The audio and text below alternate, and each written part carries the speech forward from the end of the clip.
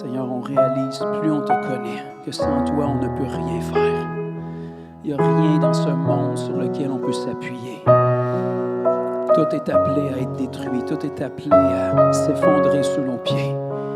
Mais en toi, Seigneur, on trouve un roc, on trouve notre stabilité. Celui qui est aussi près que le son de son nom. Celui qui ne nous délaisse, qui ne nous abandonne jamais. À travers nos faiblesses, nos erreurs, nos manquements. Le Dieu de la deuxième, de la troisième, de la quatrième chance qui tend la main vers nous, qui vient nous chercher. Seigneur, c'est ta bonté qui nous appelle à la repentance. Aide-nous à rester près de ton cœur, Seigneur, à dépendre de toi dans chaque décision, pour nos familles, nos relations, notre emploi. Seigneur, fais ce qui doit être nécessaire pour que tu puisses être vu à travers nos vies. Que ce monde qui a désespérément besoin d'une réponse puisse la trouver à travers nos vies, Seigneur.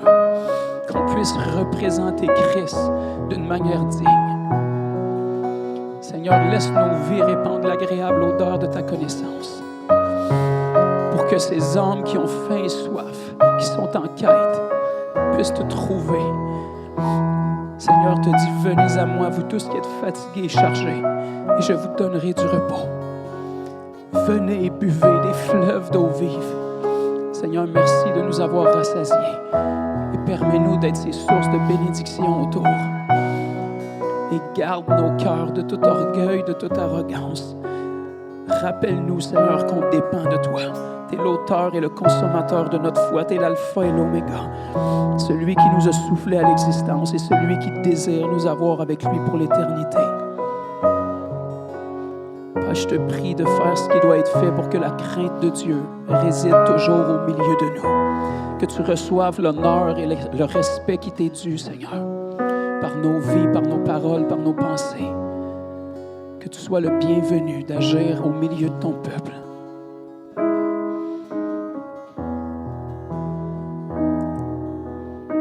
Merci, Seigneur. Sans toi, on ne peut rien faire. Alléluia.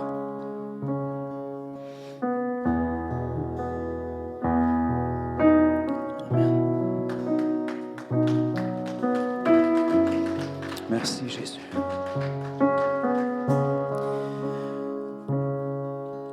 Merci d'avoir joint vos voix à ceux des anges.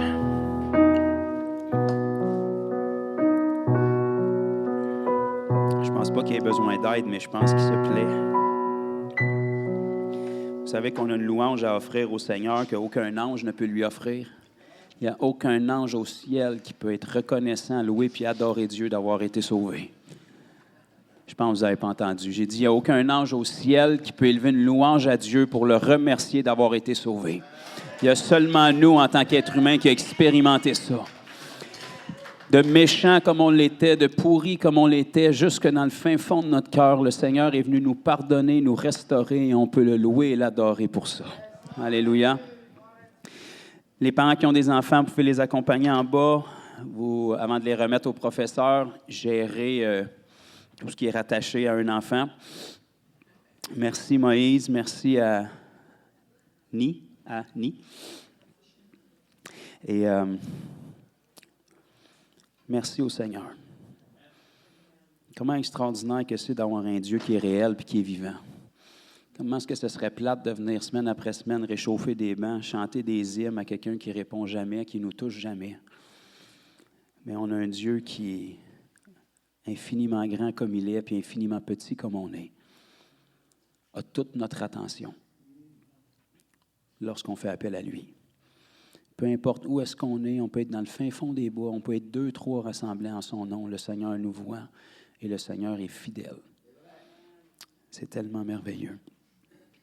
Avant qu'on aille un peu plus loin, je vais vous donner, si tout se passe bien, des témoignages un petit peu de la fin de semaine, mais comme j'ai annoncé tantôt, j'aimerais ça qu'on prenne juste quelques minutes. On va mettre une vidéo de notre frère Pierre-Marc. Je ne sais pas s'il y en a parmi vous qui le connaissez, là, si vous êtes avec nous à l'Église évangéliste Pierre-Marc, c'est un ami quand même de longue date. un Québécois, mais qui est principalement évangéliste à l'international. Il fait des croisades de masse là, dans différents pays du monde, 30, 40, 50, 60 000 personnes qui viennent pour entendre la parole. Donc, il vient périodiquement ici à l'Église nous bénir en partageant la parole. Et au fil des ans, dans ses voyages missionnaires, il y a des volets humanitaires qui se sont rajoutés.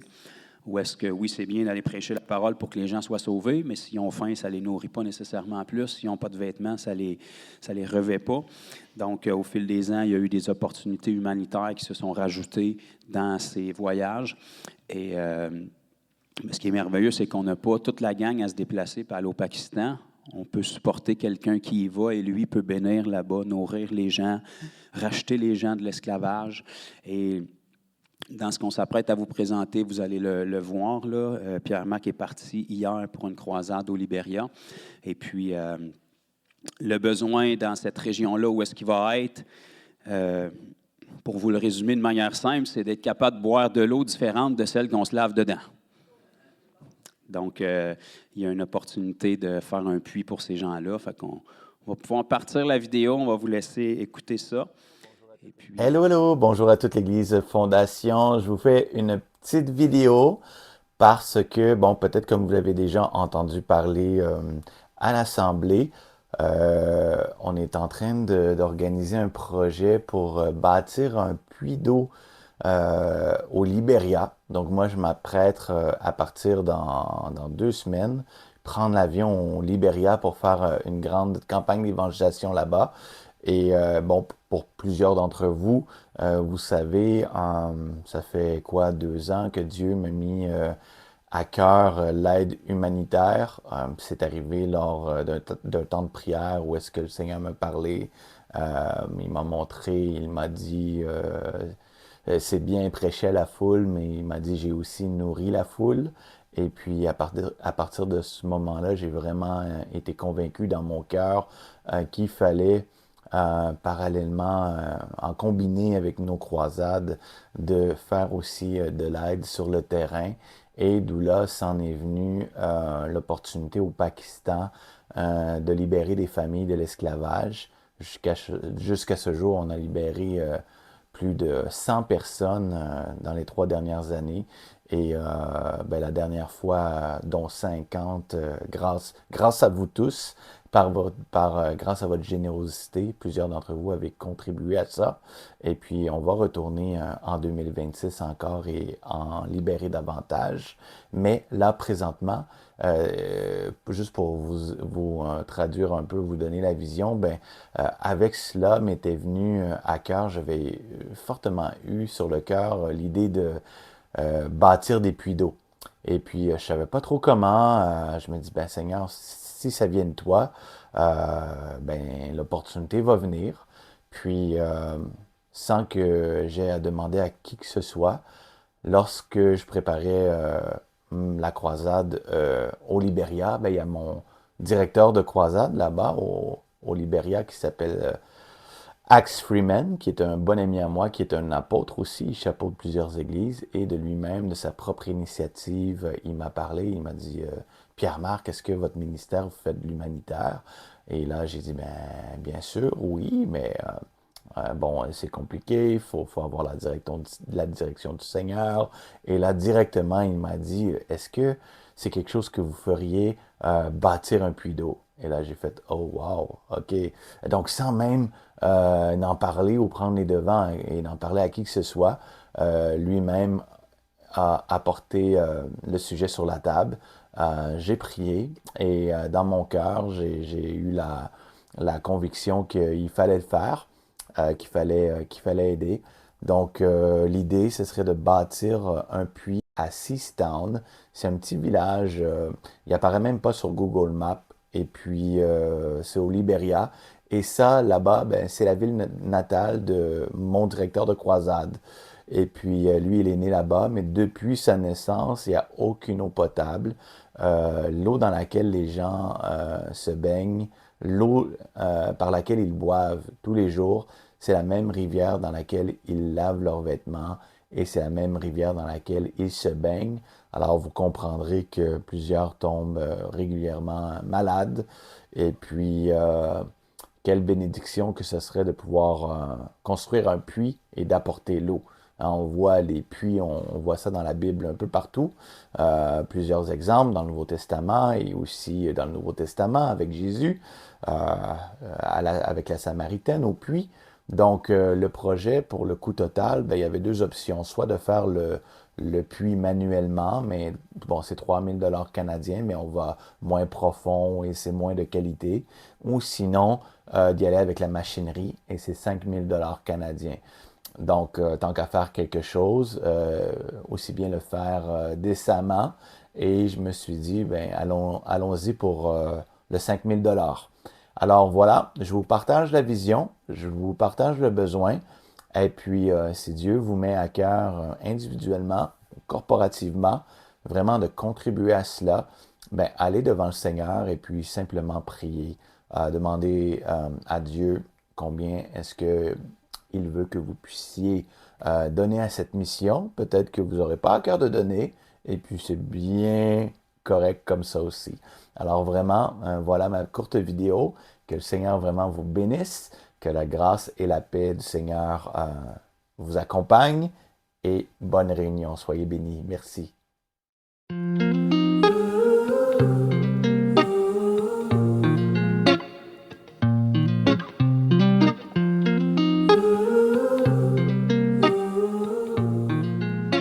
Quelque chose qui vous interpelle, les informations sont là. C'est les mêmes. Ça va être un peu le même procédé qu'on a fait là, pour ramasser des fonds dans le passé. Donc, on va donner jusqu'à la fin du mois de novembre. On est en novembre. Donc, jusqu'à la fin du mois de novembre, à n'importe quel moment, vous pouvez mettre ça en prière, vous pouvez regarder qu'est-ce qui est possible pour vous de faire. Mais jusqu'à la fin de novembre, tous les dons qui vont être faits, où est-ce que vous notez, comme c'est mentionné, puis. Donc, nous, on va savoir que c'est vraiment pour ça là, que ça va. On va cumuler ça. Et puis après ça, à la fin du mois, Pierre-Marc est là en ce moment, mais les débuts des travaux devraient commencer pour début décembre. Donc, nous, on va transférer ça à notre frère Pierre-Marc, à son ministère, qui va pouvoir faire parvenir les fonds là-bas. Et puis, quand ce sera fait, bien, on pourra avoir des vidéos et des photos pour vous montrer comment ces gens-là... je ne veux pas prophétiser, mais d'après moi, ils vont être heureux d'avoir accès à de l'eau potable dans leur village, parce que là, en ce moment, ce que vous avez vu, les courtes vidéos, là, vous avez vu un petit chemin de terre, là, ils ont environ 50 minutes de route à faire pour aller chercher l'eau dans laquelle ils se lavent. Puis vous comprendrez que c'est les madames qui font ça puis qui mettent les petites chaudières sur leur tête. Là, fait qu'il faut qu'ils reviennent dans le petit chemin de terre comme il faut, parce que s'il ne te reste plus d'eau dans ta chaudière quand tu es revenu, tu as fait 2 fois 50 minutes pour rien, pour boire de l'eau sale. Fait que vraiment, ça va leur faciliter la tâche et les bénir. Et je pense que si c'était nous qui étions dans cette situation-là, je pense qu'on aimerait ça être aidés. On ne peut pas éradier la pauvreté du jour au lendemain. Il va tout le temps en avoir parce qu'on vit d'un monde déchu. Mais une semence à la fois, on peut changer la vie des gens puis les aider. Donc, si c'est quelque chose qui vous touche, qui vous tient à cœur, mettez ça en prière, puis jusqu'à la fin du mois de novembre, n'importe quand que vous faites des dons, soit ici, dans l'enveloppe, ou par virement, faites juste indiquer puis on va envoyer la totalité de ça pour le ministère de notre frère Pierre-Marc. C'est bon pour tout le monde? Donc, on va le présenter là, pour peut-être 2-3 semaines comme ça, s'il y a des gens qui ne sont pas là, que tous puissent avoir l'opportunité. Ce n'est pas une obligation, c'est un privilège de pouvoir participer dans l'œuvre de Dieu puis d'aider les gens. Donc, avant qu'on aille un petit peu plus loin, on va prendre juste quelques minutes pour partager les témoignages de notre fin de semaine, si ça vous intéresse. Donc, on était dans le coin de Montjoly. Apparemment, ce n'est pas la Gaspésie, c'est plus le Bas-Saint-Laurent. Après ça, la Gaspésie arrive, mais c'est un petit peu dans le même coin. Je vais inviter si papa veut venir. Papa, il est natif de là. Hein. Ça faisait à peu près 20-25 ans qu'il n'était pas retourné dans ce coin-là. Plus que ça. Moi, ça devait faire à peu près 30 ans que je n'étais pas allé dans ce coin-là. J'y allais tous les ans plus jeune. Et puis, papa, il va peut-être pouvoir vous le partager, mais quand il est venu au Seigneur, en juin 1956, ça, c'est pas sa date de naissance, là, c'est sa date de nouvelle naissance. Puis, il avait 25 ans quand il est venu à Jésus. Fait que faites le calcul, là. Il était pas mal un des premiers de la région Gaspésie-Bas-Saint-Laurent à se convertir. Et puis, environ... Grosso modo, 70 ans plus tard, on y retourne et puis là, il y a plein de personnes qui connaissent Jésus. Puis il y en a plein à venir. Merci. Ouais, une belle présentation. J'ai été vraiment touché quand je suis arrivé à Montjoly. Ça faisait, Jonathan, il a 25-30 ans, ça fait beaucoup plus que ça. Ça fait presque 60 ans que je n'ai pas été. Mais quand je suis arrivé, là, j'ai été sauvé à 25 ans. Puis j'étais sur le voyage, je voyageais partout. J'étais sauvé dans le Grand Nord, l'autre bord de l'Abitibi, 300 000 dans le bois. J'ai rencontré un monsieur qui m'a parlé de Jésus, j'étais découragé, puis j'ai crié à Jésus.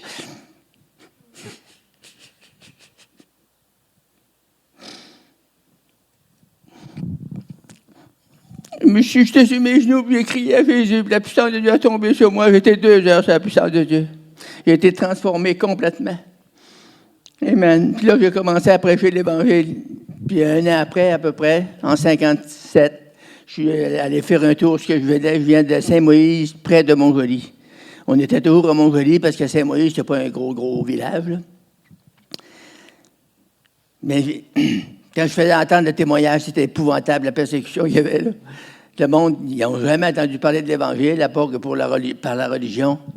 Puis, j'arrivais là, j'avais été guéri de l'entrée de rhumatisme inflammatoire, j'étais sauvé, délivré de cigarettes, délivré de boissons, de la bataille. J'étais complètement libéré par la puissance de Dieu. Là, le monde disait, j'étais fou. Ils ont dit, il est fou. Il parlait du bon Dieu. De ce temps-là, si tu parlais de Jésus, tu étais un fou parce que tu parlais du bon Dieu.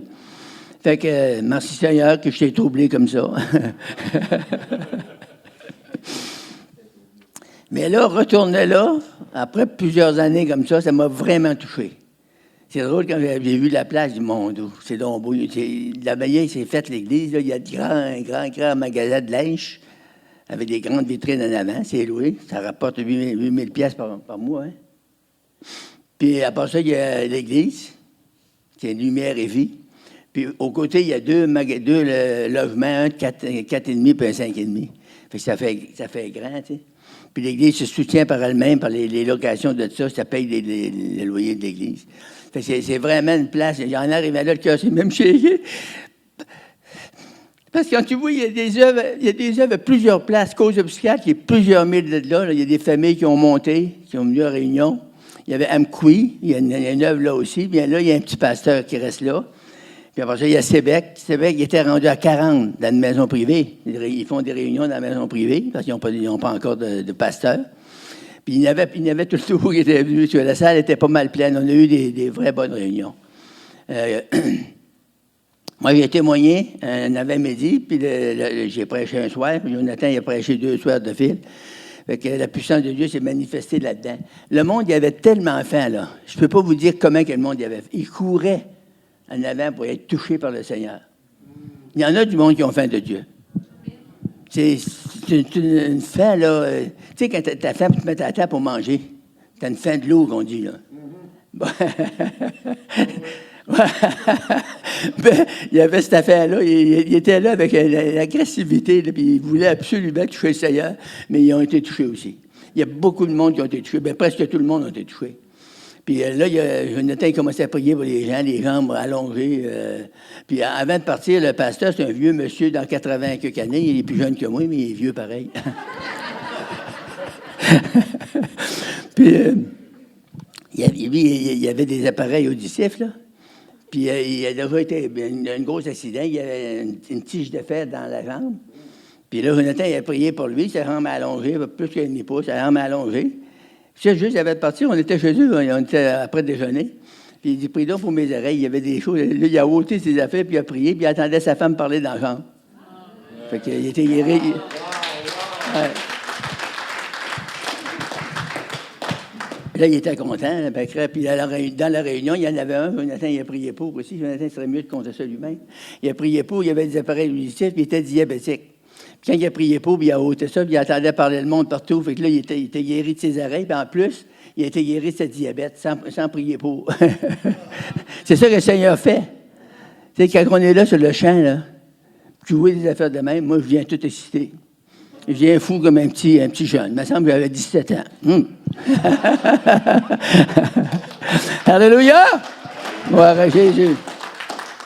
Il y a eu plusieurs personnes. Là. Il y a tombé des gens à terre, ils étaient possédés du démon, ça criait, là. Puis ils ont été complètement délivrés. Puis après ça, les gens qui ont été guéris, ils me disaient ça après. Hey, j'ai été guéri, qui a prié pour moi. J'ai été guéri, qui a prié pour moi.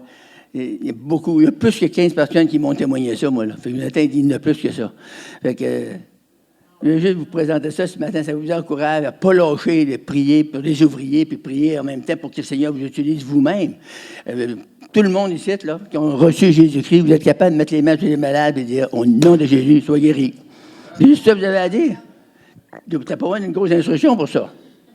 Moi, il n'y a pas d'instruction beaucoup, puis je dis au monde, sois guéri. Dans le nom de Jésus, je suis à l'autorité, je parle fort. Là, les gens sont guéris. Jésus veut guérir. Sa volonté, c'est de guérir, sauver, guérir, délivrer des puissances des ténèbres complètement, puis être rempli du Saint-Esprit, puis être capable de communiquer l'Évangile. On a une grande œuvre à faire, frères et sœurs. On a une grande œuvre à faire. Puis même ici, là, dans la Grande Bay, il y a beaucoup d'ouvrages à faire. Mais je suis tellement béni de vous voir, chacun de vous, là. Fait que je prie pour vous, toutes les semaines, je prie pour vous. Seigneur, bénis tous les gens, les femmes, les messieurs qui viennent à la réunion. Fait que vous êtes obligés d'être bénis. Alléluia! Amen. Merci, Papa. Donc, ça a été vraiment, vraiment positif. Ça a été un bel encouragement aussi pour les gens là-bas. Comme Papa a dit, le pasteur, il a 85 ans. Il est peut-être pas aussi en forme que Papa, parce que Papa, lui, a juste 95. Fait que, donc, c'est sûr que ça devient une charge quand même pour eux, mais ça les a vraiment touchés. Il y a peut-être entre 15-20 personnes qui m'ont témoigné, qui sont allés le voir pour lui dire qu'il allait joindre l'Église après cette fin de semaine-là. Donc, le diable a fait beaucoup de ravages dans ce coin-là, puis dans l'Église dans les dernières années, mais là, leur cœur est en train d'être restauré. Et puis, c'est vraiment beau. Il y a des gens, comme Papa a dit, qui sont venus de Sépec, de Amqui, de Cozapiscal, des gens qui ont fait 1 heure de route pour venir, puis le Seigneur a parlé prophétiquement beaucoup aussi. Puis ce qui est le fun, c'est que quand on est à l'extérieur, nous, on ne connaît pas les gens, fait que c'est parfait pour prophétiser parce qu'on ne les connaît pas, mais eux, ils les connaissent toutes. Fait que c'était tellement précis comment le Seigneur parlait qu'en dedans d'une couple de minutes, les gens pliaient en larmes, puis ces gens-là, ils ont été vraiment interpellés, puis le pasteur a dit, le Seigneur a vraiment mis le doigt sur la vie des gens, là, les cœurs ont vraiment été mis à nu. Il y a un couple qui était venu de l'extérieur. Écoutez bien ça, là, je ne veux pas lancer la pierre et dénigrer qui que ce soit, là, mais ça fait 9 ans qu'ils étaient dans une église dont je ne mentionnerai pas la dénomination, mais une église du plein évangile qui, sur papier, croit aux dons, aux miracles, à la puissance du Saint-Esprit. Et en 9 ans, dans cette église-là, ils n'ont jamais entendu parler du baptême du Saint-Esprit. 9 ans, ça c'est 9 fois 1 an, là. Fois 365 jours. Fais le calcul, là. Tu peux l'échapper 1 semaine, 2 semaines, 1 mois, je te pardonne un peu, là. Mais 9 ans, il y a quelqu'un quelque part qui est mêlé, là. C'est pas un détail, là. Le baptême du Saint-Esprit, c'est l'ABC de la vie chrétienne, là. Dans le message de l'Évangile, c'est « Repentez-vous, soyez baptisés d'eau, recevez le Saint-Esprit ». Ces personnes-là, la dame a eu un grave accident dans les dernières années. Le char était perte totale. Donc, c'est un miracle. Quand les pompiers sont arrivés et les premiers impondants, ils ont dit « C'est sûr que la personne en dedans de ça, c'est fini ». Mais elle dit « C'est moi qui étais là parce qu'elle avait sorti de l'auto. » Mais elle avait gardé certaines séquelles et ça a été la première, le samedi après-midi, je crois, qui a été guérie par le plus jeune converti de l'Église. Je n'ai trouvé un qui se faisait 3 semaines, qui avait donné sa vie au Seigneur, même pas baptisé encore, qui est venu, qui a prié pour elle, puis la dame a été guérie. Elle était vraiment en pleurs. Elle a reçu une autre guérison le soir. Elle a été baptisée du Saint-Esprit le samedi, puis elle a témoigné ça le dimanche, à quel point elle était heureuse de ça. Donc, ça a été vraiment... Le jeune homme en question qui avait prié pour elle, qui est tout nouveau, lui-même, plus tard dans l'après-midi, a reçu des guérisons. Pour lui, il y a eu un gros accident de l'odeur, là, il y a une couple d'années, puis tout son côté droit était endommagé. Les douleurs ont quitté, même ses poignets étaient croches, ils ont commencé à se redresser. Donc, ça a été vraiment bénissant, positif. Et puis, les gens, leur foi et leur espoir dans le Dieu en qui ils croient a été fortifié. Donc, à suivre, et toutes les régions du Québec ont besoin du Seigneur Jésus. Donc, Merci pour ceux qui ont pensé de prier. Meilleure chance la prochaine fois, ceux qui ont manqué l'opportunité, mais vous aurez d'autres opportunités de pouvoir prier puis de participer à l'œuvre que Dieu fait. Puis comme mon père a dit, on est activement à la recherche de monde assez fou pour croire que Jésus est réel. Parce que ça, c'est de plus en plus rare. On recherche des croyants qui croient. Ça aussi, c'est de plus en plus rare. Mais si vous êtes assez fou pour être un croyant qui croit, puis quelqu'un qui est prêt à dire « Le diable m'a barouetté pendant assez longtemps, j'aimerais ça être capable de participer dans la vengeance », on vous embauche. Votre terrain missionnaire, c'est quand vous sortez des murs ici, là, à peu près 99% que vous rencontrez, les gens, ils ne connaissent pas Jésus, puis ils sont en direction pour le fourneau. Puis on ne veut pas ça pour eux. Fait qu'on veut qu'il y ait l'opportunité de s'en sortir, puis ça, c'est à travers vous puis moi qui vont l'entendre. Amen. Donc, que ça puisse vous bénir, vous fortifier. Et ce matin, on va aller partager rapidement, donc vous savez que c'est sûr que ce ne sera pas rapide, dans la parole, sur quelque chose qu'on fait périodiquement ici, parce que c'est un commandement du Seigneur, puis c'est important, qu'on appelle, ça a différents noms en fait, la Sainte Seine pour les plus religieux, la communion pour les un peu plus jeunes, le repas du Seigneur pour ceux qui sont un peu plus old school. Et comment on aime le faire ici, c'est que bien souvent, bon, les gens sont libres là, de faire ce qu'ils veulent, mais dans bien des milieux chrétiens, on va rajouter ça dans une rencontre. On va lire le fameux verset de 1 Corinthiens, chapitre 11, et le verset 23. Ça va prendre quelques minutes, puis en dedans de 10-15 minutes, tout est fini, puis on passe au suivant. Donc, c'est bien, c'est fait, mais nous ici, ce qu'on préfère, c'est vraiment d'être capable de consacrer la rencontre. C'est vraiment d'être capable. Le but du repas du Seigneur, c'est de communier avec le Seigneur et de communier avec le corps de Christ. Donc, on va être capable d'y investir le temps, puis on va être capable d'amener une bonne compréhension aussi de ce que c'est la Sainte Seine. Parce que, malgré que j'ai rien que 12 ans de vie chrétienne, ça fait 40 ans que je suis dans l'Église, puis j'en ai fait des églises de tous les couleurs, de tous les saveurs. Et puis, bien souvent, les gens prennent le repas du Seigneur pendant des années, des décennies même, puis ont une très petite compréhension vraiment de ce que c'est. Ils le font parce qu'on leur a dit de le faire ou ils le font parce que c'est un héritage qu'il y avait même dans la religion. Il y avait toujours ça pas si mal dans la religion, même si c'était fait tout croche. Mais les gens font ça comme une pratique religieuse, même en tant que chrétiens. Ça ne change jamais rien dans leur vie de toute façon. Il n'y a jamais de guérison qui se passe, il n'y a jamais de transformation de vie, alors que ça devrait directement être attaché à ça. Fait qu'on va prendre le temps de regarder vraiment qu'est-ce que la Bible enseigne, de creuser un petit peu plus loin. Vous allez être fortifiés pour comprendre la splendeur de ce que le Seigneur avait en tête quand il a implanté ça dans son Église. Puis après ça, on va le prendre. Hein, ça ne gâchera pas votre dîner, là, inquiétez-vous pas. Les portions, c'est ça ici. Fait que... Et puis, comment est-ce qu'on va le faire? Comme à l'habitude, c'est qu'on va se rediviser en petits groupes, un peu plus petits. Et on ne fera pas juste se caler un petit shooter de jus et un petit pain. On va en profiter à travers la communion pour être capable de prier les uns pour les autres aussi. Ça va devenir un atelier aussi que vous allez pouvoir prophétiser. Donc, vous allez pouvoir parler en bien à l'autre personne sur ce que Dieu pense de lui ou de elle. C'est ça, prophétiser. C'est parler le cœur de Dieu à une personne. Fait que si tu mets ta main dessus, prophétisant, puis décoiffer le toupette en même temps, puis dis, le Seigneur t'aime, tu viens de prophétiser. C'est basique, mais c'est la vérité, puis c'est la volonté de Dieu, puis c'est le cœur de Dieu qui est partagé pour cette personne-là. Et si on veut être capable d'être utilisé par le Seigneur pour développer les dons, il faut qu'on se mette à l'action. Et l'apôtre Paul nous enseigne qu'une des meilleures façons d'opérer les dons, c'est pas la seule, mais une des meilleures façons, c'est à travers l'amour. C'est la seule source, en fait, qui va faire qu'on va avoir des récompenses pour. Le reste, les dons peuvent fonctionner, mais il n'y aura pas de récompense pour parce que les motifs sont pas purs. Mais lorsqu'on aime notre prochain, lorsqu'on prend le temps de l'aimer, lorsqu'on dit « Seigneur, qu'est-ce que tu veux dire à cette personne-là? » Si tu lui apparaissais devant lui ou devant elle, qu'est-ce que tu dirais sur sa vie? Parce qu'en réalité, c'est ça. Christ vit en vous. Donc, quand vous êtes devant la personne, c'est le Seigneur Jésus qui est devant lui ou devant elle. Donc, il y a forcément quelque chose d'extraordinaire à dire sur sa vie. Parce que même les êtres humains qui ont une fin de vie tragique, Dieu avait une vie extraordinaire pour eux. Ils n'ont pas une fin de vie tragique parce que Dieu voulait ça. Il y a des mauvais choix qui ont été pris, mais Dieu avait une vie extraordinaire pour chaque être humain. Dieu n'a pas botché personne quand il vous a créé, là. Il n'a pas dit, ça à la fin de la batch, on ne leur mettra pas de destinée, ils vont crever jeunes anyway. Non, Dieu avait une vie extraordinaire pour chacun d'entre nous. C'est nous qui décidons dans quelle portion on va rentrer dans cette vie-là, si on reste près de lui.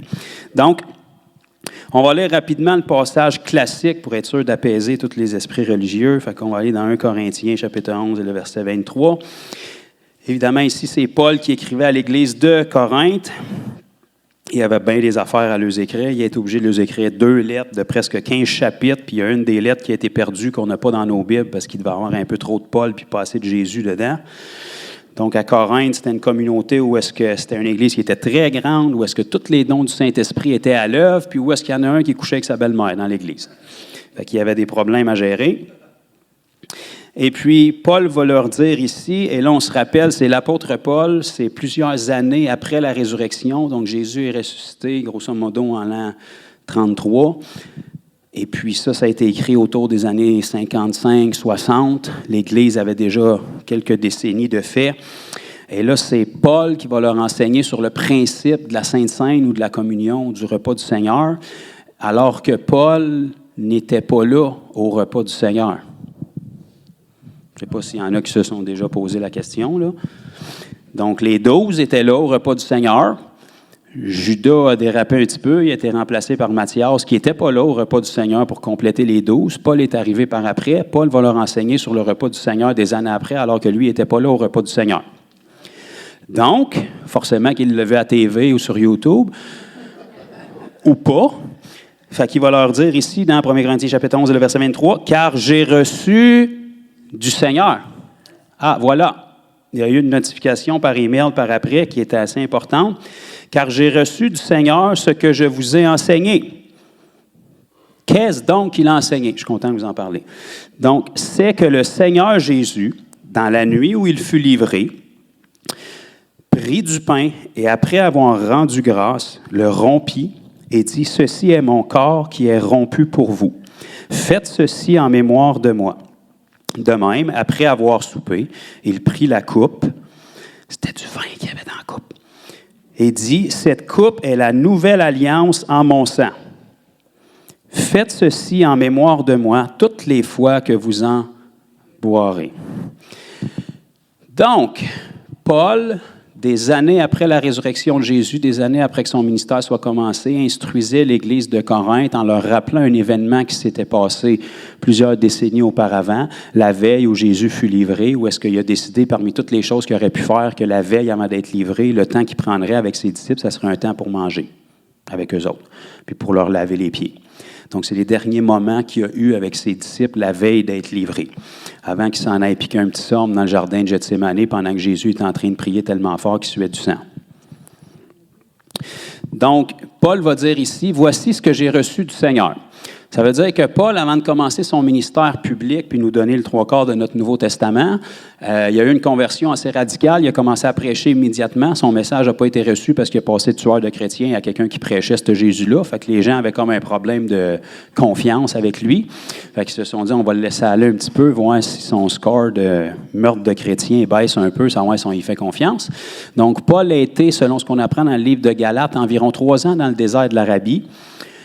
Ou est-ce que, dans le désert de l'Arabie, je ne sais pas si vous le savez, mais il y a quelque chose comme le Mont Sinaï, où est-ce que Dieu a parlé à Moïse dans l'Ancienne Alliance, et puis celui qui nous donne la plus grande révélation de la Nouvelle Alliance, c'est Paul. Donc, Paul a reçu certaines informations du Seigneur durant cet isolement-là dans le désert de l'Arabie, dont ce qu'il nous enseigne ici. La communion. Donc, il a reçu la révélation du message de la grâce, que sans Paul, on n'aurait à peu près pas. Il a reçu une révélation sur l'enlèvement, qui nous donne dans le livre de Corinthiens aussi. Et il a reçu une multitude de choses, dont, ici, ce qui nous enseigne, voici ce que j'ai reçu du Seigneur. Donc, Paul, qui n'était pas là au dernier repas avec ses disciples, le Seigneur, dans ces moments-là, a commencé à l'enseigner sur ce qui s'est passé à ces moments-là.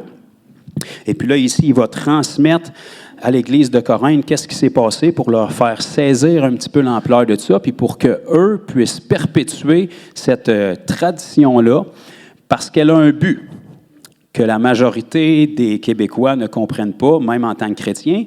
Ils vont le faire par obéissance, ils vont saisir généralement que, on veut se souvenir de la mort de Jésus, de son sang qui a été versé, de son corps qui a été brisé. De nos jours, si on veut être honnête avec nous-mêmes, la communion n'aurait pas le droit d'être pris dans la majorité des églises. Parce que le pain, c'est le corps de Jésus qui a été brisé. Puis la Bible dit qu'il a été brisé pour nos maladies. Donc, comme le 3/4 des églises ne croient plus dans la guérison, si tu veux être honnête, prends pas le pain, parce qu'on prend ça en mémoire d'eux. Donc, si tu prends ça en mémoire que Jésus a été meurtri pour tes maladies, puis tu ne crois plus dans la guérison, abstiens-toi de prendre ça de grâce. Puis, il ne prend pas le vin non plus. Parce que si son corps n'a pas été meurtri, son sang n'a pas coulé. Puis, comme le vin représente le sang, il faut que tu t'abstiennes de la communion. Si tu t'abstiens de la communion, tu te disqualifies vraiment de ce qu'un enfant de Dieu a droit. Fait que ça devrait t'amener à te poser des questions un peu sur ta théologie chrétienne. Refermant cette parenthèse, nous poursuivrons. Donc, ce que les Juifs comprenaient que nous, on ne comprend pas aujourd'hui à cause de nos traditions qui sont différentes. On est occidentaux, eux autres étaient orientaux. On va mettre ça en lumière ce soir, puis ce matin, et ça va amener encore une plus grande richesse sur qu'est-ce que Jésus leur véhiculait comme tradition. Et Jésus, vous savez, ne nous donne pas des traditions parce qu'il a peur qu'on s'ennuie, puis il veut trouver quelque chose de fun à faire pour nous occuper pour pas qu'on fasse de bêtises, là. Il y a un but spécifique dans tout ce qu'il nous demande. Et s'il leur dit « faites ceci en mémoire », c'est parce qu'il sait que l'être humain, autant qu'il aime le Seigneur, a une capacité d'oubli. Pas les femmes, les hommes. Les femmes, c'est ceux qui n'oublieront pas. Mais, donc, souvent, Dieu sait comment l'être humain est fait parce qu'il s'est fait lui-même homme. Il sait que lorsqu'il y a une action qui est connectée avec une idée ou avec un souvenir ou avec une pensée, c'est la meilleure façon pour ne pas qu'on oublie. Donc, ce que vous entendez, vous allez en oublier un gros pourcentage. Ce que vous appliquez, vous allez vous en souvenir d'un bien plus gros pourcentage. Dire quelque chose, entendre quelque chose, généralement, dépendamment des êtres humains, vous allez oublier beaucoup plus que lorsque vous faites cette chose-là. Vous allez vous en souvenir parce qu'il y a une connexion avec votre âme. D'accord. Donc, ceci étant dit, ici, il a partagé le dernier repas avec ses disciples. Il leur a lavé les pieds dans les évangiles. C'est quelque chose qu'on pratique aussi ici. Mais là, on va se concentrer sur la Sainte Seine pour ce matin. Donc, il leur a demandé de faire ceci en mémoire de lui pour le sacrifice qu'il s'apprêtait à offrir. Donc, quand il a pris ça avec ses disciples, il n'avait pas été offert encore. C'est la dernière nuit qu'il a pris ça avec eux avant d'être livré le lendemain où là, il a été offert. Là, il a été meurtri, il a été brisé et puis il s'est rendu jusqu'à la croix. Ce qui est important de vous souvenir aussi, c'est qu'il y a un seul Jésus qui s'est offert en sacrifice. Mais ce seul Jésus-là s'est offert en sacrifice à 2 endroits. Je le savais que ça ferait ça. Donc, un seul Jésus qui a été premièrement attaché au bois des Romains où est-ce qu'il a été flagellé. OK? Si vous voulez donner dans la flagellation, là, les Romains, c'était pas pire. Connectés avec eux autres, il y avait le tour pas mal. Fait que les bourreaux romains, il y avait un fouet avec 39 mises qui étaient au bout de ça, 39 cordages. Généralement, on attachait des os d'animaux morts ou des tiges de fer pour que quand ça rentre, ça fasse tellement mal que ça écrase, ça fasse éclater les vaisseaux, puis après ça, ça plantait dans la peau, puis quand il retirait le fouet, bien, ça arrachait la peau avec. OK? Donc, c'est comme ça qu'il fonctionnait. Fait que Jésus était attaché au bois des Romains, qui n'était pas la croix, c'était un poteau où est-ce qu'on l'a attaché, puis là, il a été meurtri. Et la Bible nous dit dans 1 Pierre 2,24, « Par ces meurtrissures, vous avez été guéris. » Première chose pour laquelle le Seigneur Jésus est venu s'offrir en sacrifice, je suis désolé pour tous les esprits religieux, c'est qu'il est venu s'offrir en sacrifice pour la guérison des corps. Parce qu'avant que le sang coule, il fallait que le corps soit meurtri. Pourquoi il a fait ça? Parce que la majorité des êtres humains n'ont rien à battre de leur péché et de leur éternité, mais ils se soucient plus de leurs problèmes physiques parce qu'en ce moment, ils vivent d'un monde physique, puis c'est ça qui les limite. Puis Dieu sait que si tu commences par racheter le corps, généralement, le cœur va être beaucoup plus ouvert. Ce qui se passe dans le cœur, ça ne peut pas être attesté dans l'immédiat. Ce qui se passe dans un corps, ça peut l'être. Donc Jésus, un sacrifice, a premièrement été meurtri au bois des Romains. Ensuite, le même sacrifice s'est rendu à la croix de Golgotha, où est-ce que là, il a versé son sang pour les péchés. Est-ce qu'on saisit qu'il y a un sacrifice, mais à 2 endroits pour 2 buts spécifiques? Parce que le Seigneur, il veut racheter votre esprit, mais il veut aussi racheter votre corps de toute maladie. Puis il a aussi reçu la couronne, qui n'était pas la couronne qu'il va recevoir au ciel, mais qui était une couronne d'épines. Je ne sais pas si vous avez déjà étudié le style d'épines avec lequel on faisait ces couronnes-là, mais c'était une coupe de pouce. Fait qu'on a bien planté ça dans le crâne pour que les épines percent, parce que là, il voulait racheter aussi toutes les oppressions démoniaques dans vos pensées pour que vous soyez libres aussi dans vos pensées. Donc, il a passé la totale, esprit, âme et corps, pour être capable de vous racheter. Un seul Jésus. Différents sacrifices, différents endroits pour différents buts. Même chose quand on avance un peu plus loin dans le Nouveau Testament, un seul Saint-Esprit. Oh, je ne pensais pas que ça allait être une révélation, mais je suis content. Donc, il y a un seul Saint-Esprit. Saint, c'est pas son prénom, puis esprit, c'est pas son nom de famille. Là. C'est un qualificatif dans le sens que c'est un esprit qui est saint. Parce que c'est l'Esprit de Dieu, E majuscule. Donc, un seul Saint-Esprit, comme il y avait un seul Jésus, mais qui vient en vous pour le pardon des péchés et qui vient sur vous pour le revêtement de puissance. Un seul Jésus qui est allé au bois des Romains pour les maladies, puis qui est allé à la croix pour les péchés. Un seul Saint-Esprit qui vient en vous pour le pardon des péchés, qui vient sur vous pour vous revêtir de puissance. Quand Jésus est ressuscité, il apparaît à ses apôtres. Les dernières paroles qu'il leur a dit, c'est « Attendez à Jérusalem ce que le Père a promis. Vous recevrez une puissance. Le Saint-Esprit surviendra sur vous et vous serez mes témoins. À Jérusalem, dans la Samarie, dans la Judée, jusqu'aux extrémités de la terre. » Donc, il a dit ça aux apôtres même qui avaient déjà reçu le Saint-Esprit en eux. Parce que dans Jean chapitre 20, il va souffler sur eux, il va leur dire « Recevez le Saint-Esprit. » Après ça, il va leur dire « Attendez à Jérusalem ce que le Père a promis, vous recevrez le Saint-Esprit. » Qu'on a un format junior temporaire, on a un stagiaire, puis on a un qui arrive après? Ou... Non, parce que quand il a soufflé sur eux, il a soufflé l'Esprit en eux, et là, ils sont nés de nouveau. Luc, dans le chapitre 24, va nous le traduire différemment avec son dialecte de docteur. Il va dire « Et Jésus leur ouvrit l'intelligence », au lieu de dire « souffler sur eux ». Ça, c'est une description du miracle de la nouvelle naissance. Et après ça, il va leur dire, jusque dans Actes chapitre 1, verset 8, « Vous recevrez une puissance, le Saint-Esprit surviendra sur vous, pas en vous, sur vous, et vous serez mes témoins. » Donc, c'est une puissance pour être un témoin. Donc, ceci étant dit, revenons-en à la Sainte Seine. Donc, cette pratique-là avait un but spécifique de nous permettre de jamais oublier le sacrifice que Jésus a fait, autant dans son corps qui a été meurtri, que dans son sang qui a été versé, que dans sa tête qui a été percée par la couronne d'épines. Sans compter les insultes qu'on lui a données, qu'on lui a craché d'en face, qu'on lui a arraché la barbe, qu'on l'a mis dans la mort la plus humiliante de l'époque sur la croix, où est-ce que dans les films, ils sont polis puis ils le gardent un petit peu habillé, mais généralement, il était nu même. Fait qu'au niveau de l'humiliation puis de la souffrance, c'était la pire des morts que tu pouvais avoir. Et souvenez-vous que les mêmes qui criaient « Crucifie-le » à la fin de la semaine, c'est les mêmes qui criaient « Hosanna » au début de la semaine, là. C'est les mêmes qui étendaient les branches de palmier quand Jésus est arrivé sur le dos d'un ânon à travers la porte dorée qui était là. Puis il aurait dû être accepté l'autre côté du pont. Parce que le pont qui enjambait la vallée du Cédron, Jésus est en train d'accomplir la promesse de l'Ancien Testament que les prophètes avaient annoncée, « Porte et levez vos linteaux, que le roi de gloire fasse son entrée. » Jésus arrivait, monté sur l'ânon, le petit d'une ânesse, pour accomplir cette prophétie-là, puis ça allait bien. Tout le monde criait « Hosanna ». Sauvé de grâce, jusqu'à ce qu'il arrive de l'autre côté, que les religieux l'attendent, qu'eux ne l'ont pas accepté, fait que la prophétie n'a pas pu s'accomplir. Puis le diable veut être tellement sûr qu'elle ne s'accomplisse pas que depuis ce temps-là, il a détruit le pont, puis les musulmans ont condamné la porte dorée. Mais le Seigneur qui a permis à la porte d'être faite, il va être capable de la réouvrir. Amen. Donc, si on regarde un peu plus en profondeur à la pratique que le Seigneur leur a demandé de manger le pain et de prendre la coupe. Nous, souvent, on ne comprend pas bien des choses à cause de notre perception occidentale de la parole, parce qu'il y a beaucoup de traditions qu'on ne connaît pas.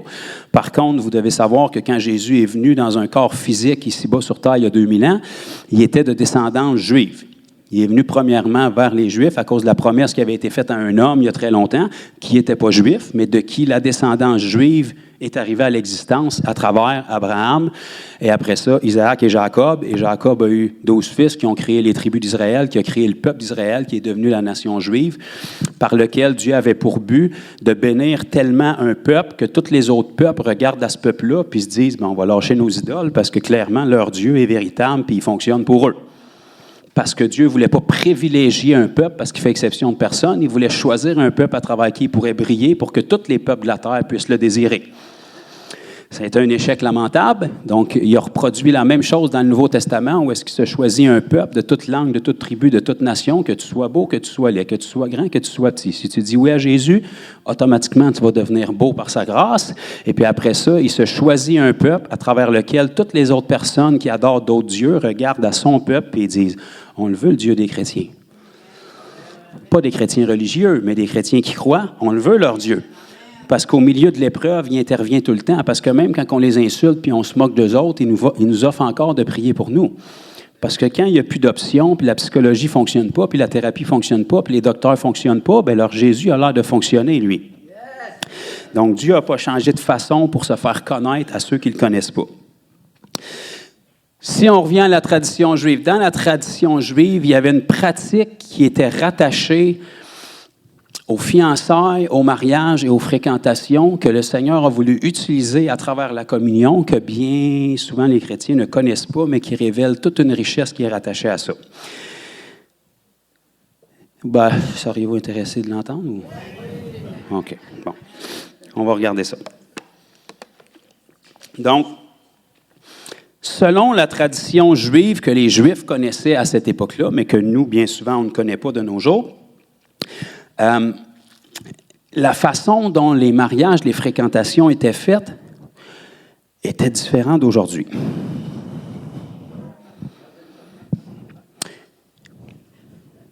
Je ne dis pas qu'aujourd'hui, ça ne va pas bien, là, mais ça ne va pas bien. Fait que si tu as essayé la méthode, comme il commence à être tard, le bar ferme dans pas long, puis prends-en une de plus, puis avant embellir, c'est peut-être pas la bonne méthode. À force de l'essayer, si tu vois que ça ne marche pas, change de formule. Change de formule. Donc, à l'époque de la parole, l'homme partait en voyage, bien souvent dans des contrées éloignées. Homme genre masculin, là, il partait en voyage, puis il se rendait dans des contrées pour aller se trouver une épouse, genre féminin. Et puis là, à un moment donné, il arrivait, puis il trouvait probablement quelqu'un de son goût, de ses intérêts. Et comment ça fonctionnait? Bien, la fille n'était pas au bar dans ce temps-là. Elle était dans la maison de ses parents, en attendant d'appartenir à un homme. Elle était sous la couverture de son père qui prenait soin de sa fille. Père genre masculin, fille genre féminin, dans la maison comme une famille. Et puis là, il arrivait, il rencontrait la fille, puis là, il y avait un intérêt. Donc, il se présentait dans la maison familiale pour aller voir le père, pour discuter un petit peu de qu'est-ce qu'il en était. Et il proposait d'acquérir cette fille-là à prix d'argent, à un prix qui était connu du père et de la femme en question, genre féminin. OK. Donc, il n'y avait rien qui était fait en dessous de la couverte et en dessous de la table. Tout était clair, tout était mis sur table. Et une fois que ça s'était annoncé, s'il y avait un consentement qui était pris, autant de la part du père que de la part de la dame, eh bien là, il y avait un contrat ou une alliance qui était fait avec le père, avec le futur époux et avec la future épouse. D'accord? On me suit jusque-là? Donc, à partir de ce moment-là, il y a un contrat qui était établi, stipulant que, à partir de ce moment-là, la femme allait se sanctifier et se mettre à part pour son futur époux, en attendant qu'il arrive un mariage futur. Est-ce qu'on me suit jusque-là? Donc, il n'allait pas voir, on va l'essayer, puis si ça fonctionne bien, on verra où est-ce que ça ira après. Non, non, non. Si c'est le Seigneur qui te la donne, ça va fonctionner. Inquiète pas, là. Ça garantit. Donc, la déclaration était faite. Voilà quel est le coût. L'offre est faite. Le père est au courant. La jeune femme est au courant. Et quand il y a une acceptation commune qui était faite, voilà ce qu'on faisait pour sceller et démarrer le contrat de l'alliance. Merci, Jay, d'être perspicace comme ça. Donc, il y a une coupe qui était prise. On y versait du vin. Le futur fiancé buvait à la coupe et offrait la coupe à la jeune femme. Et si la femme buvait à la coupe, elle aussi, elle venait d'accepter l'offre et il y avait un engagement de fiançailles qui était fait. Je vais vous laisser de gérer ça.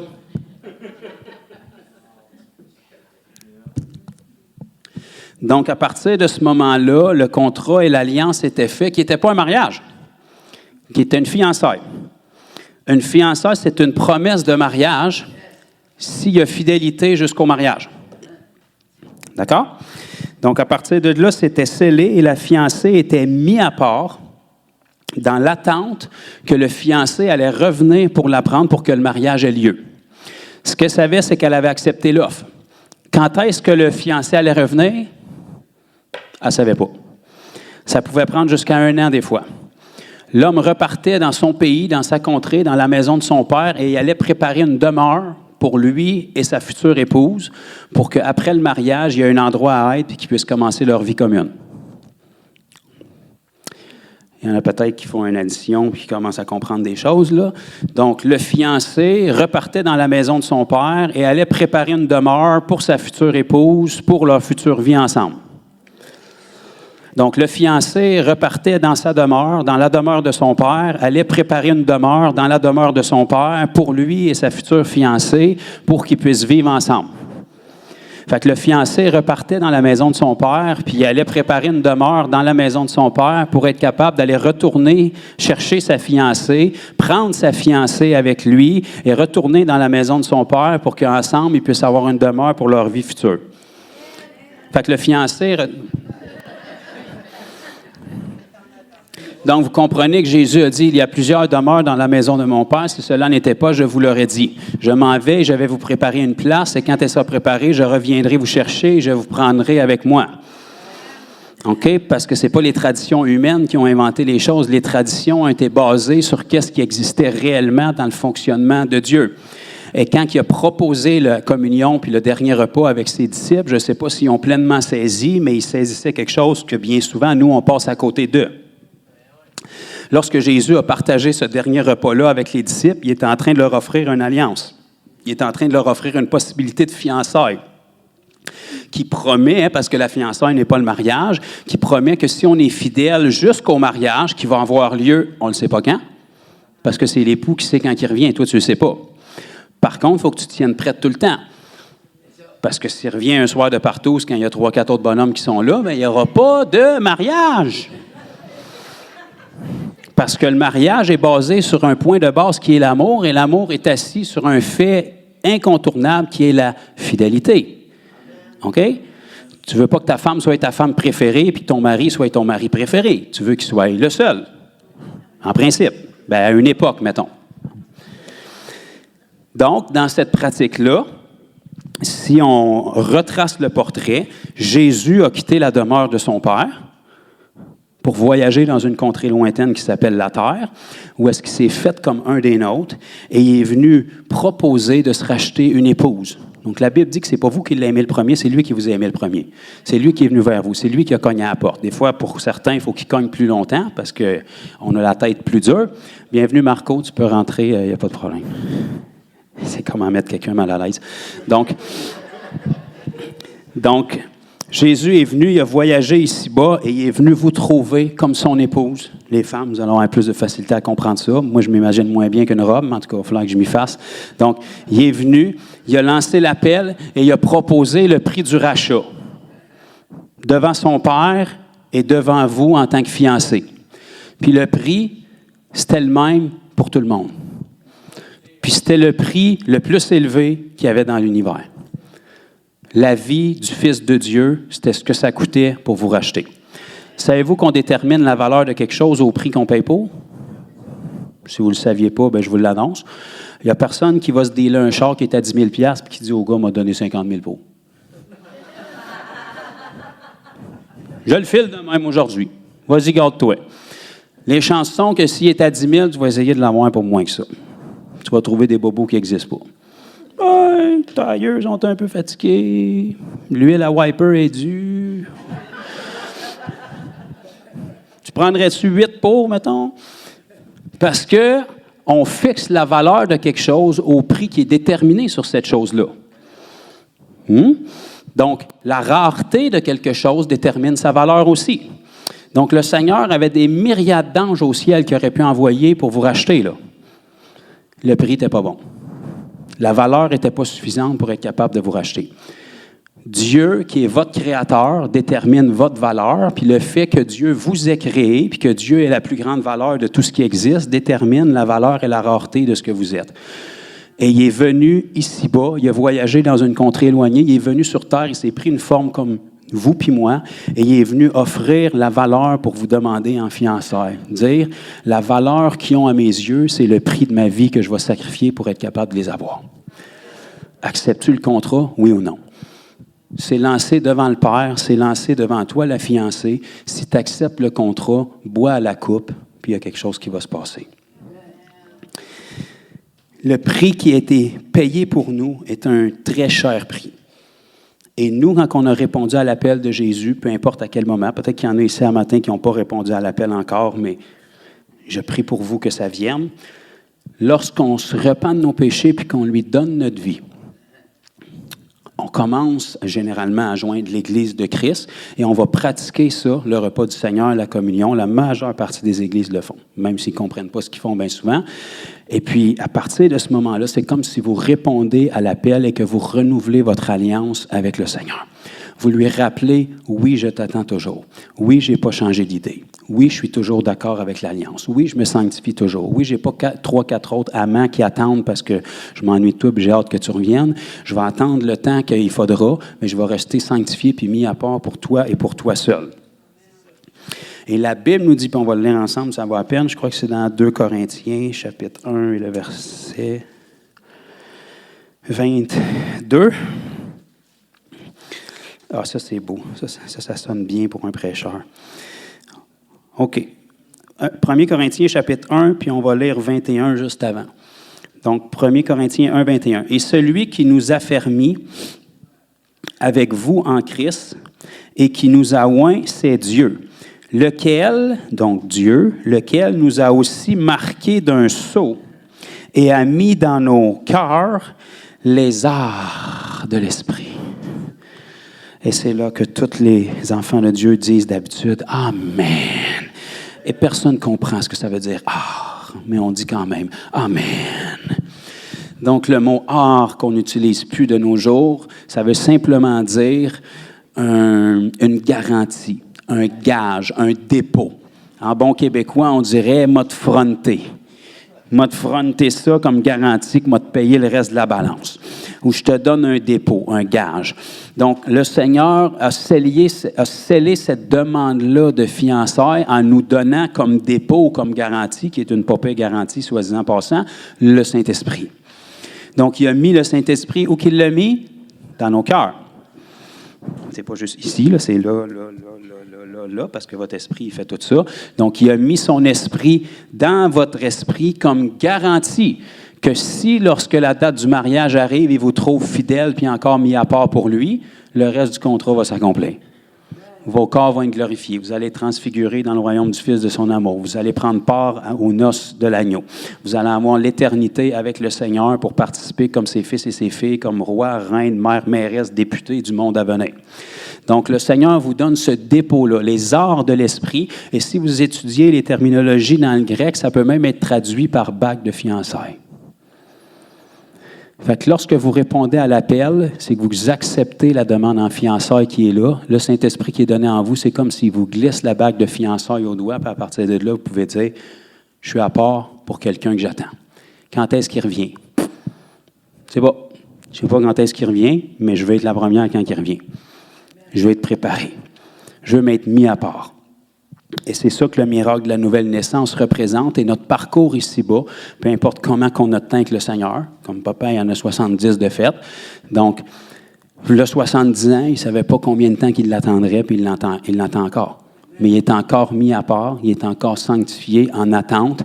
Et à chaque fois qu'il prend la communion, comme que vous allez faire ce matin, vous êtes encore en train de rappeler au ciel puis au Seigneur, « Je n'ai pas changé d'idée. Je suis encore fidèle à toi. Je renouvelle mes vœux. J'accepte encore l'offre que tu m'as faite. Je bois encore à ta coupe. Je renouvelle mon alliance avec toi. Je crois encore que tu as été meurtri pour mes maladies. Je crois encore que tu as versé ton sang pour mes péchés. Et cette alliance-là que je bois, c'est le prix que tu as fixé sur ma vie. C'est la valeur que j'avais à tes yeux. Si ça a coûté si cher pour me racheter, bien, je ne veux même pas imaginer la vie que tu en réserves pour nous. Si tu payes un prix de fou pour avoir quelque chose, il faut que ça soit rentable quelque part. Si le Seigneur a vidé le ciel pour vous racheter puis il a mis le ciel en faillite, c'est parce qu'il considérait que votre vie allait valoir quelque chose pour l'éternité avec lui. Amen. Donc, par l'établissement de cette nouvelle alliance-là qu'il fait avec nous, avec lequel sa fiancée, qui est vous puis moi, a été mis à part pour lui, ça a été symbolisé par la coupe qu'on a partagée avec lui quand on lui a dit oui, puis qu'on continue de partager chaque fois qu'on prend le repas du Seigneur. Donc, le mot « fiançailles », on va faire un petit cours de grec, là, puis pardonnez-moi mon accent québécois. Là. Le mot « fiançailles » dans le grec, c'est « kiddushin ». Donc, « kiddushin », ça veut dire « sanctifié, mis à part ». C'est pas le mariage. Fiancé, ça veut dire qu'il y a un engagement qui est pris. À partir de là, on se met à part. De quoi? Des autres, monsieur. Touche pas. mis à part, sanctifié. Mariage, c'est différent. Mariage, c'est Nisiouin. Ça veut dire élévation ou élevé. C'était-tu bien, Annie, comment je l'ai dit? Nisouin. Nisouin, ça veut dire mariage. Kiddushin, ça veut dire fiançailles. C'est un peu trop asiatique. Hein? Kiddushin. Donc, Kiddushin, qui veut dire fiançailles, mis à part, en attente de. Mariage, qui est Nisuin, ça veut dire être élevé. Tu as été mis à part pour un temps dans l'ombre, mais quand l'époux revient, là, tu es mis à l'honneur. S'il y a quelqu'un qu'on remarque le jour des noces, c'est qui? Le monsieur, on n'en a rien à battre, on ne sait même pas la couleur de son habit, mais la mariée. Oh, la mariée!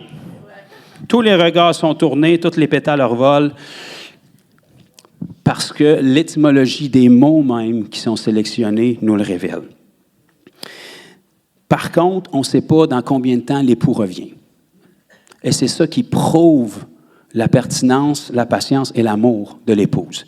Si elle est sincère dans ses vœux et qu'elle aime véritablement et qu'elle honore le fait que ce futur mari-là l'ait demandé en fiançailles, bien, l'honneur qu'elle porte à la demande puis la valeur qu'elle estime à son futur époux va déterminer ce qui va être capable de lui donner la force de rester sanctifié, mis à part et être patiente pour ce grand jour-là.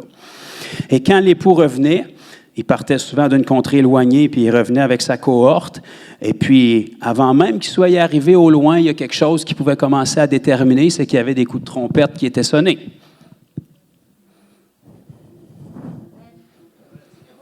Je ne sais pas s'il y en a qui commencent à allumer. Là. La Bible nous enseigne par le même apôtre Paul dans 1 Corinthiens chapitre 15, « Et voici, je vais vous révéler un mystère. Nous ne mourrons pas tous, mais tous ensemble, nous serons enlevés. Un signal donné à la voix de l'archange et au son de la dernière trompette, et nous irons à la rencontre du Seigneur Jésus dans les airs, et nous serons avec lui pour l'éternité. » OK? Donc, ça aussi, c'est un reflet de quand que l'homme revenait chercher son épouse. On ne savait pas exactement à quel moment, mais avant qu'il arrive, pas longtemps avant qu'il arrive, il y avait des coups de trompette qui étaient sonnés pour annoncer son arrivée. Et puis là, la fiancée pouvait se réjouir et dire « Mon attente est accomplie. Maintenant, on va faire des bébés. » Alléluia. Donc, chaque fois qu'on prend la communion, oui, on se souvient du sang qui a été versé, oui, on se souvient du corps qui a été meurtri, mais on doit saisir aussi qu'il y a une alliance qui a été signée. Quand vous avez dit oui à Jésus, c'est pas rien que les personnes qui étaient dans l'Église avec vous qui ont entendu le oui, là. Vous avez pris part à une alliance, vous vous êtes promis en fiançailles à votre époux qui est Jésus. Depuis, vous restez à part dans l'attente de son retour. Et à chaque fois qu'on reprend la communion ensemble, puisque Jésus s'est fiancé avec une épouse et il y a un corps, son épouse et son corps, parce que quand il y a une union, l'homme et la femme deviennent une seule et même chair. Alléluia, gloire au Seigneur. Et quand on s'unit au Seigneur, la Bible dit qu'on devient un seul et même esprit avec lui. Donc, quand le Seigneur s'unit avec son épouse, ils deviennent un seul et même corps. C'est pour ça que la tête est au ciel et que son épouse, qui est l'Église, est son corps, ici-bas sur terre. Donc, à chaque fois qu'on prend la communion ensemble en tant que corps, parce qu'on est tous des membres du corps de Christ, eh bien, on rappelle à Dieu qu'on n'a pas renoncé à notre union. On y rappelle qu'on est toujours dans l'attente, on croit toujours que c'est lui seul qu'on veut. Et puis, on rappelle encore au Seigneur qu'on est encore, on a placé encore foi dans les meurtrissures qu'il a reçues pour la guérison. Et ce qui est encore mieux d'être guéri, c'est d'être en santé. Et on rappelle au Seigneur qu'on reconnaît encore que son sang qui a versé pour nous, c'est le prix qui a été fixé sur nous. C'est la valeur qu'on avait à ses yeux et c'est la valeur qu'on lui redonne. Donc, j'ai couvert pas mal ce qu'il en était, je pense. Je vais prendre le temps de vous lire ça. J'ai bien écrit ça, moi. Je ne sais même pas quand est-ce que j'ai écrit ça. Après avoir été enlevée de sa demeure familiale, l'épouse demeurait cachée dans la maison du père de son époux durant 7 jours avec lui, après quoi elle quittait la chambre nuptiale, le visage découvert à la vue de tous. 7 jours d'intimité avec son mari. Alléluia. Et puis après ça, il sortait en tant que mari et femme. Donc ça, c'est toutes des choses qui nous attendent au ciel. Si on est trouvé fidèle lorsque le Seigneur va revenir, peu importe à quel moment il va revenir, au son de la trompette, on va être pris avec lui et on va aller faire un petit travail avec lui durant les tribulations qui ne sera peut-être pas réjouissant pour ceux qui sont en bas, mais après ça, il y a quelque chose de glorieux qui s'en vient et ça va être le buffet de noces. Le mariage va être célébré officiellement, qui va venir couronner la bague de fiançailles du Saint-Esprit que vous avez reçue. Et puis après ça, comme dans tout bon mariage, il va y avoir le festin après. La table, elle va être longue, là. Puis le service va être exceptionnel. Puis même Isaïe nous donne un petit avant-goût du menu qu'on va avoir. Extraordinaire. Et puis là, le festin des noces de l'agneau va être célébré. Et puis après ça, on va commencer notre vie avec notre époux. Et puis toutes les choses extraordinaires qu'il en réserve pour son épouse. Donc, au contraire d'une tradition religieuse que la religion a volée puis qui n'a jamais rien changé dans la vie de personne, la communion, c'était vraiment un symbole extraordinaire auquel il y a une force qui est rattachée. Parce que, vous savez, ce qui détermine que vous êtes marié avec quelqu'un ou quelqu'une, bien, c'est quand que la cérémonie est faite, là, c'est annoncé devant Dieu et publiquement devant les gens. Mais tu as le droit d'y redire que tu l'aimes, là, par après, là. Tu y dis le jour des noces, ou en tout cas, tu devrais y dire, ou au moins, si tu l'as oublié, il y a un texte qui te le fait dire. Mais si les vœux sont sincères, il n'y a pas personne qui est fâché de se le faire redire d'habitude, là. Puis généralement, si jamais tu en reparles, il y a peut-être quelque chose qui cloche avec les vœux que tu as faits. Peut-être bien que l'alliance est encore dans ton doigt, mais ça fait longtemps qu'il n'y a plus d'alliance dans le cœur.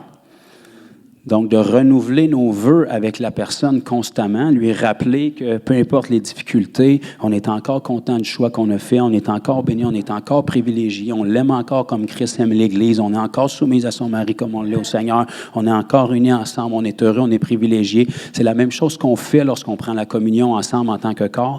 On est en train de rappeler au Seigneur qu'on ne regrette pas notre choix. En fait, on est extrêmement heureux qu'il soit venu vers nous et qu'il nous ait choisis. Puis ça a tellement touché notre cœur qu'il nous ait choisis qu'en attendant, c'est une joie pour nous de se mettre à part. Puis vous savez, quand la femme marche vers son époux le jour du mariage, c'est pas juste pour faire cute, pour prendre des photos, là. Dans le non-verbal, ce qu'elle est en train de faire quand elle est en train de se rendre vers son époux, généralement avec son père à la main, elle est en train de dire adieu à tous les autres hommes de la planète durant cette marche-là. Puis elle n'a même pas un mot à dire.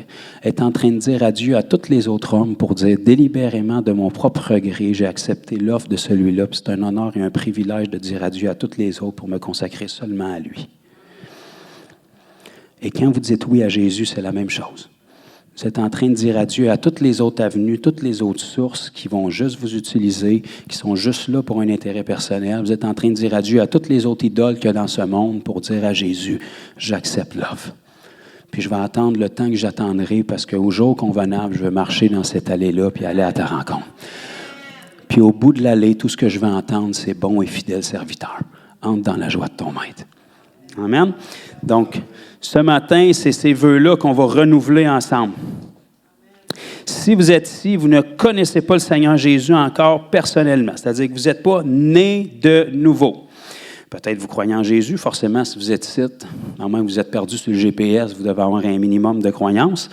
Mais si vous n'êtes pas né de nouveau encore, vous n'avez pas reçu le Saint-Esprit, il n'y a pas eu un avant-après. Ça ne veut pas nécessairement dire le baptême encore, mais vous n'avez pas reçu la puissance de Dieu en vous, le Saint-Esprit qui a changé votre cœur. Vous n'êtes pas véritablement repenti de vos péchés.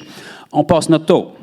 Okay? Vous n'êtes pas méchant pour autant, personne ne va vous juger, mais si vous vous unissez à quelqu'un avec qui vous n'êtes pas unis, ça ne sera pas bénéfique pour vous. OK. Donc, si vous prenez la communion, qui est l'alliance avec Jésus, et qu'il n'y a pas eu d'alliance avec Jésus encore, vous forcez un adultère sur le Seigneur, puis c'est généralement pas positif. Je pense qu'on ne me comprend pas. OK. Ça ici, c'est quelque chose qui autorise ma femme à avoir tous les droits sur moi. C'est pour ça que je la porte tout le temps. Alléluia. Par contre, si n'importe quelle autre femme, genre femelle, voulait faire les mêmes choses, ça ne passera pas. Parce qu'elle n'a pas ce droit-là. C'est une femme avec les mêmes chromosomes que ma femme, mais elle n'a pas cette alliance-là avec moi, donc elle n'a pas ces droits-là. Donc, quand on naît de nouveau, on entre en alliance avec le Seigneur, donc on a le droit de communier avec lui. Tant qu'on ne lui appartient pas et qu'on s'ingère dans le repas du Seigneur, même si dans le naturel, c'est juste du jus et du pain que vous pouvez acheter à l'épicerie, on est en train de s'unir, de forcer notre union avec quelqu'un à qui on n'appartient pas. Donc, si une femme essayait de s'unir avec moi aujourd'hui de force, elle n'entendrait parler parce qu'elle n'a pas ces droits-là. Je ne serais pas content, ma femme non plus, puis elle ne reste pas de l'être non plus, mais que j'ai fini avec elle. Et c'est la même chose lorsqu'on n'est pas né de nouveau et qu'on prend part à la communion. On est en train de faire un adultère spirituel puis de s'ingérer avec quelqu'un avec qui on n'a pas cette alliance-là. Donc, le Seigneur dit qu'on ne doit pas prendre le repas du Seigneur indignement. On est tous indignes dans le naturel de le prendre, mais quand on dit oui à Jésus, après, on a cette alliance-là. Il nous justifie, il nous sanctifie, puis là, on a un accès à lui. Donc, si vous n'êtes pas né de nouveau encore, sautez votre tour. De grâce, donnez votre vie au Seigneur Jésus au plus vite, puis vous allez pouvoir en joindre après. Mais on ne veut pas boire un jugement contre nous, parce que si on s'ingère dans une alliance dans laquelle on n'est pas, Dieu est saint, puis il va y avoir un jugement qui est là.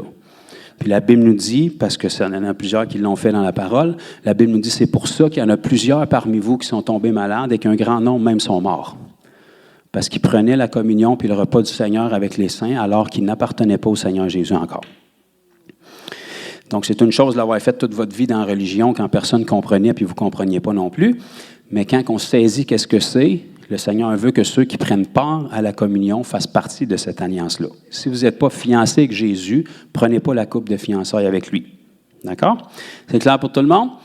Puis quand vous aurez donné votre vie au Seigneur sincèrement, bien après ça, prenez-la tous les jours si vous voulez. Vous savez, à la communion, tu peux prendre ça avec ton bol de Fruit Loops le matin, là. Casse ton Fruit Loops, puis communie avec le Seigneur, puis bois ton lait après, là. Avant toute autre chose, le but de la communion, c'est une commune union. Fait que tu veux communier avec le Seigneur. Puis quand on est ici, bien en plus, on a les autres frères et sœurs, donc on entre en communion avec le corps de Christ. Donc, on va faire ça ce matin. Mon frère JF, si tu as une trame sonore qui traîne au bout des doigts, tu peux peut-être mettre un instrumental au fond. Comment ça va fonctionner? C'est qu'on va essayer d'éviter les émeutes puis le piétinage. D'accord? Donc ici, on a 2 setups, c'est le même jus, c'est les mêmes petits hosties qui sont là, ça goûte pareil, pas très bon, mais il y a des gens qui vont pouvoir venir dans ce rangée-là sans chercher. On va avoir des diacres qui vont tenir ça dans leurs mains. Et puis, vous en prenez un, ça va aller. Je ne vous chicanerai pas si vous en prenez 2, mais il n'est pas si bon que ça, je vous avertis. Fait que vous en prenez un. Après ça, on va faire quelque chose qui est de plus en plus rare de nos jours. On va être sociable, puis on va connecter avec des gens. Fait que vous allez vous ramasser 3-4 amis, 4-5. On va faire des petits groupes pour que ça soit plus intime. Puis là, vous allez prendre la communion entre vous. Donc, quand les groupes vont être faits, on va envoyer quelqu'un de l'équipe, là, idéalement, dans chaque groupe, juste pour être sûr que personne ne se tapoche puis que ça revire à l'émeute. Et puis après ça, on va prendre cette communion-là ensemble dans chaque petit groupe. Et puis après ça, on s'en ira pas chez nous manger. On va prendre du temps pour prier les uns pour les autres. Donc, une fois qu'on a communié avec nos frères et sœurs, parce qu'on est tous des membres du même corps et on a renouvelé nos vœux à la même personne et au même fiancé qu'on attend, qui est notre futur époux, après ça, on va en profiter pour bénir notre frère puis notre sœur. Et si on est dans le même corps, si tu bénis ton frère, tu vas être béni aussi. Parce que si une partie du corps est bénie, tout le corps est béni. S'il y a une partie du corps qui est guérie, tout le reste du corps en bénéficie. S'il y a une partie du corps qui est mis à l'honneur, tout le reste du corps est mis à l'honneur. Donc, on va en profiter pour faire comme un atelier avec ça, où est-ce que vous allez pouvoir prier les uns pour les autres, pour n'importe quel besoin. Et si vous avez des choses à cœur, c'est le bon endroit pour être capable de grandir dans les dons du Saint-Esprit. Donc, Seigneur, parle à travers moi. Qu'est-ce que tu veux dire à cette personne-là? Puis laisse sortir qu'est-ce qui vient. C'est la meilleure façon pour que le Seigneur puisse t'utiliser dans le don de la prophétie, de la parole de connaissance. Si ton cœur est dans l'amour et que tu veux que Dieu puisse toucher cette personne-là, le Seigneur va t'utiliser. Tu peux lui dire quelque chose de très général, mais pour cette personne-là, ça va être super spécifique. Puis tu vas être utilisé par le Seigneur avec une parole prophétique alors que toi, tu penses que tu as fait juste un compliment. D'accord?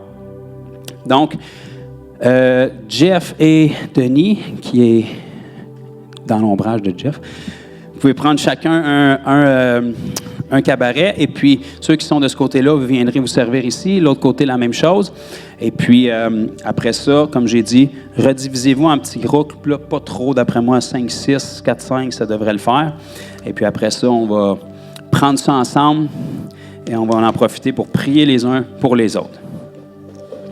Avez-vous saisi un petit peu davantage ce matin? Ça allait allumer des cloches un peu.